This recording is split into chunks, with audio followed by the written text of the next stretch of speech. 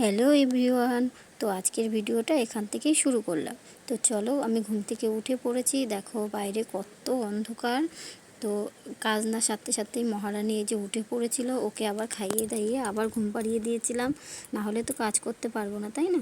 তো এখানে দেখো এনারা এসে বসেছিল, এনাদেরকেও একটু দিয়ে দিলাম, খাবার খেয়ে নিল। তারপর দেখো চলে গেলাম একটু চা বানাতে। চা না খেলে কি এনার্জি আসে বলো? তারপর সংসারের সমস্ত কাজ সেরে ঘর ঝাড় দেওয়া, ঘর মোছা সব সেরে ফেললাম। তারপর স্নানটাও সেরে ফেললাম। স্নানটা সেরে দেখো এখানে আমি ছাদে জামা কাপড়গুলো মেলে দিয়ে আসলাম। তারপর চলে আসলাম ঠাকুর ঘরে। এবার ঠাকুর ঘরে এসে ঠাকুর পুজোটাও আমার দেওয়া হয়ে গেল। তারপর চলে গেলাম রান্না করতে।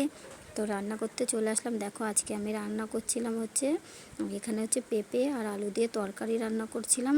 আর এদিকে আমি রান্না করতে করতে এদিকে আমি আবার আটাটাও মেখে নিয়েছিলাম। দেখো আমার আটা মাখা হয়ে গেছে।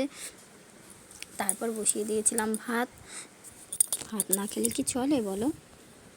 তারপর ভাত বসানোর পর তারপর বরকে বললাম বাজারে চলে গেছিলো। তো বাজার থেকে এনেছিল হচ্ছে রুই মাছ। তো রুই মাছটা দেখো আমি ভালো করে ধুয়ে পরিষ্কার করে নিয়েছি। আর এইদিকে দেখো মাছটা ভাজা বসিয়েও দিয়েছি। আর আজকে আমাদের সকালে জলখাবারে ছিল রুটি আর তরকারি। দেখো রুটি তরকারি খেতে কে কে পছন্দ করে অবশ্যই জানাবে। তো দেখো সকালে জলখাবার খাওয়া হয়ে গেছে। আর এখানে বসিয়ে দিয়েছিলাম প্রেসারে মেয়ের জন্য একটু খিচুড়ি। ও তো এইগুলো খেতে পারে না।